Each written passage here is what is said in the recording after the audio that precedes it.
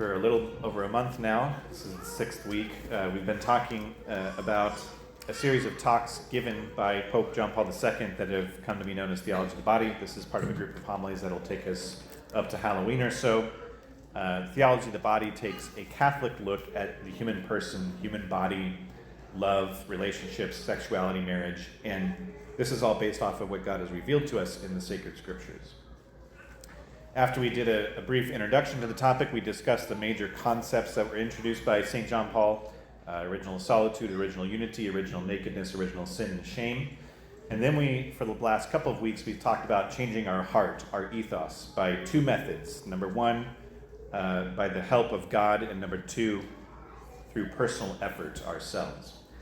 And these concepts, of course, build upon each other, so if you need to catch up, they're on my YouTube channel. Today we're going to talk about what love really is. The definition of love is simply this: love is willing the good of the other. Willing the good of the other. And we're going to talk about those three key words: willing, good, and other. Because I think as a society, we tend to change the definition of love to replace those three words, willing, good, and other, with the words emotions, desires, and me. So let's take a look first at what the word willing means, when we're willing the good of the other. First, love is willing, and that's not just wanting what is good for somebody else. It is choosing what is good for somebody else. And there's a difference between those two things. You don't just have nice thoughts about others and call that love. Your choices are for the benefit of the other. You can have compassion for someone and feel bad for them, but if you don't do anything for them, that's not love. Because love requires action. Love is a choice. It's not an emotion or a feeling. Love is more than a desire. It's a decision. If love were just an emotion, which I think is what people think that it is, a lot of people anyways, then no one could ever get married, because you can't promise to have an emotion for the rest of your life. But if love were a decision, you can promise that. You can promise, I will love you regardless of how I feel. That's why a couple on their wedding day, they say, I promise to love you and to honor you all the days of my life. Loving a person on a wedding day is pretty easy, probably. But what the wedding vow is saying is that there will be a day where I don't feel like loving you, but I promise you that I will. There will be some point in the future where I will not want to choose you, but I promise you when that day comes, I will choose you. So love is willing, love is choosing. But what is it choosing? What is it willing? So this is the second key word of the definition. Love is willing the good of the other. So good. And that's an important distinction to make, because love is not just choosing what someone is asking for, because sometimes what a person wants is not for their good. And this takes us all the way back to my first homily on the theology of the body. Knowing what a person is allows us to know what is good for people. But we first have to know what a person is. A lot of water is good for a plant, unless it's a cactus, right? You have to know what you're dealing with before you can know what's good for it. You have to know what a person is in order to know what is actually good for the human person. If you subscribe to the worldview that we're really just, smart monkeys, then you're going to treat people accordingly. If you subscribe to the worldview that we are accidents of nature, spontaneous life that sprung up upon this world with no real meaning or direction or purpose, then that's going to affect what you believe to be good for the human person. So I want to go back to an example that I used in my very first homily on the theology of the body, because it happens to deal with the gospel that we just heard, the parable of Lazarus and the rich man from St. Luke's gospel. Lazarus is poor, and he's begging in the street, and the rich man ignores Lazarus, and Lazarus dies, and he goes to a place of contentment, where the rich man dies, and he goes to a place of torment. Now, how would somebody who thinks that we're just an accident of nature, or thinks that we're just a smart species of ape, view Lazarus? Remember, atheists are more specifically materialists. They believe that there's no such thing as a soul, that there's no such thing as immaterial spiritual reality, There's nothing beyond what science can observe and measure. We are accidents of nature. We are just smart monkeys. So how would they treat Lazarus? Now, of course, a compassionate person, regardless of what they believed about the human person, would, look after Lazarus's physical and even mental well-being. Bring him to a soup kitchen, heal his wounds, maybe help him find work. But what if we take this materialist mindset that we are nothing more than our bodies? What if we take that to its ultimate conclusion? What if Lazarus never gets better? What if Lazarus refuses to get better? What if he's always poor, always homeless? What if he's always going hungry? He is just a monkey after all. He is just an accident of nature. If there's only a material world, what do we do with that kind of suffering? What do we do with the physically or the mentally disabled? And that's why materialism and atheism is what St. John Paul II calls an inadequate anthropology, because it can't answer these questions. The only thing that atheism and materialism can ask is, well, why not get rid of the problem?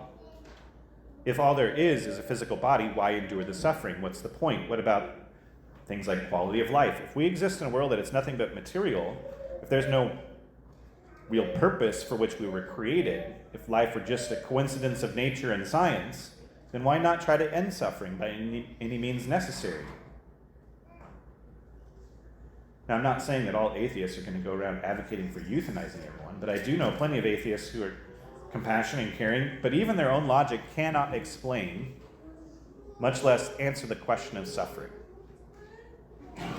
And this is what John Paul II meant when he said that theology of the body is an adequate anthropology. The Catholic worldview takes into account all of humanity, the physical, the emotional, the spiritual, the intellectual, our desires, our feelings, our thoughts. You are not merely just a soul, and you're not merely just a body. You are a body and soul together, and we need both in order to have a human person. And that's why we've spent the last 5 weeks already talking about the human person, because we can only answer the question of what is love if we know who we are. And if we base our understanding of who we are on the scriptures, then we see that love must involve saying no sometimes to ourselves. It must involve saying no sometimes to what somebody might be asking of you. So love is willing the good. It's not just having emotion about somebody. The last part of the definition of love, willing the good for the other, which means that love is not about what I get out of it. If love was willing the good of the other, it's not about me, it's about them. And I'm going to say something right now that is going to sound immediately wrong at first. Love is a one-way street. Love is a one-way street. To be clear, I'm not saying relationships are a one-way street. I'm saying that the choice to love another is a one-way street. It must be. Because it must be independent of how that person responds to you. Independent of whether or not you're going to get anything back. Otherwise, it's not love. It's a transaction. It's an equation. It's a quid pro quo. Love becomes a matter of economics, a tit for tat. It becomes a matter of whose turn it is to do something nice. And if that's the case, it's no longer about the person, it's what you are getting from that person. So that's the definition of love under the magnifying glass. Willing the good of the other. It does not mean emotions, desires, and you. It means willing the good of the other. But the word love is so often overused and undervalued that I think what most people think of first when they think of love, at least I guess probably the younger you are, is romantic love. And that's the tendency of our culture as a whole, to reduce romantic love to just mean sex. And that's the twisted view of love that has hardened our hearts. We know inherently, without anybody telling us, that we were made to be loved. We were made for love. It's evident in our bodies. It's evident in the way that God made us. John Paul II says, without love, we remain incomprehensible to ourselves. Your identity is love. Without it, you don't make sense. But if we have warped our definition of what love means, as our culture has essentially done, to reduce it just to sexuality, then the state of the world as we know it makes a whole lot of sense. Because people know we're made for love, but if you think that love equals sexuality, and they identify themselves by that, then when you identify yourself by that, you are taken very far from the true meaning of the human person, of who you are. But that's what we've done. Love is bigger than sexuality. Love is bigger than romantic love. The Greeks, in fact, had 4 different words for love, and they all mean completely different things. So I think it's worth going through these because we can say the same word love and we can mean different things. So if we give a language to what we're talking about, I think it would help us quite a bit. So the first type of love in the Greek language is what is called storge, S-T-O-R-G-E, storge. Storge is the love of affection. You can say, I love my home state. I love Casey's Pizza. I love teaching. Those are all good things. It's affection. Storge. Storge can even extend to people, I have storge, I have affection for my mom. In many ways, storge is one of the most stable types of love. It is the most natural of all types of love. It comes to us first. It's simply feeling affection towards something that we're drawn toward. It's like going back for Christmas to the house that you grew up in, if that was a positive experience for you, I suppose. But the smells, the sounds. I remember when I was in the seminary, living in Philadelphia for 9 months out of the year, when I went back home for Christmas break, we get about a month off, and I went back to Mom and Dad's house. Smelling the cows was something I never realized that I missed. But it was like home, and I had affection for it, storge. The second kind of love is called eros, E-R-O-S. Eros is the love of desire. And to be clear, eros is not bad. Eros is the fire and the passion in us that allows us to have the ability to show love, to express love. We tend to think of God's love as this, surpassing self-sacrificial love only, but God is all types of love. He is love itself. And so he has storge, he has affection for us, but he also has eros love for us. He has a passionate type of love. He is even a romantic type of love for us. Pope Benedict wrote about this in one of his encyclicals, that God desires you. This is what led him to leave heaven and become human for you. It's God's eros that embraced the cross. I mean, it's literally called his passion. This is the passionate type of love we're talking about. Desire and passion, eros, is not a bad thing. It is a love that moves us, that propels us towards the other. It moves us to reach out to another. Eros is the type of love, that moves you to ask somebody to dance, I guess. Haven't done that in 25 years. But the third type of love is what the Greeks called philia, P-H-I-L-I-A. Philia is the love of friendship. So eros is great, but eros is also temporary because it is an emotion, it's a passion. And we only feel drawn or propelled to someone for a short amount of time. Philia is the love of friendship, true friendship. And it's exceedingly rare. It's rarer than you think. Most people in our lives are mere acquaintances. They're not true friends. The great author C.S. Lewis, in his book titled The Four Loves, which is about the very topic I'm talking about, he says that a person will, if ever, only experience true philia once or twice in their lifetime. And that's why, a lot of marriage announcements or, an anniversary post on Facebook or something like that, they usually say something to the effect of, 25 years ago, I married my best friend. And they really mean that. What they're essentially saying is that we're not like, those couples that are just married out of passion or out of eros. I married my best friend. And I always try to tell couples, you've got to be in like first, because the in love part isn't always going to be there. So Marriage requires that. Eros is good, but it's fickle because it's temporary. A person can fall in and out of love, eros love. But philia is when you recognize something in the other person that says more than I desire you.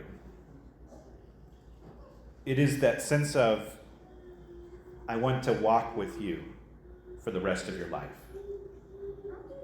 Or you can think of it like this. Eros, the love of desire, is two people facing each other, telling them how much they love each other. You're so beautiful, you're amazing, I miss you, I love you. They're facing each other, talking about each other. But philia, the love of genuine companionship, is people standing, not facing each other, but side by side, facing in the same direction, looking at something else outside of them. And then there is the fourth type of love, which is called agape, A-G-A-P-A-E. And this is the type of love that is self-sacrificial. And that's what agape love looks like. We talk about agape, we'll be talking about it more later on. But I think it's worthwhile to first talk about the relationship between eros love and agape love. The relationship between love of passion and the love of self-sacrifice, because they are very intrinsically linked together, and the world has torn them apart to mean something completely different. Some people confuse eros with lust. But eros is rather that desire that God put into our heart to go outside of ourselves. It's what caused Adam to say, this one at last is bone of my bone and flesh of my flesh. He sees something outside of himself that he is drawn toward. Eros is that inner power that attracts us to the true, the good, and the beautiful. The danger, because of original sin, the danger of eros, the danger of romantic love, is to follow it blindly after a feeling of passion. Eros is so powerful that it has to undergo a radical transformation. And the Greeks and the Romans, they didn't have an answer they didn't know how to radically transform eros to make it controllable. They literally worshipped eros. There's a god eros, a goddess Aphrodite, goddess of love. But they didn't completely understand it. But Christianity comes along, and it exalts eros. It turns it from something other than just passion. Christianity unites eros and agape. So we can go back to the cross. That's agape love, but it's also eros love. The love of God that moved God to become one of us, to commit himself to us, to pour himself out for us, not only in this life, but in his suffering, in his death, in his resurrection, and his ascension. He has committed himself to us in eros love because he's drawn to us. God desires you. He wants you. And in the process of that eros, he pours himself out in agape love. And here's the crazy part about all of this. At one point in time, God wed himself to humanity by taking on a human body and soul. He desired you so greatly that he became one of you. And that's not something in the past. It is continuing to this day. The incarnation of God becoming human did not stop when Jesus ascended into heaven. At this moment in heaven, the second person of the Holy Trinity is still united to humanity.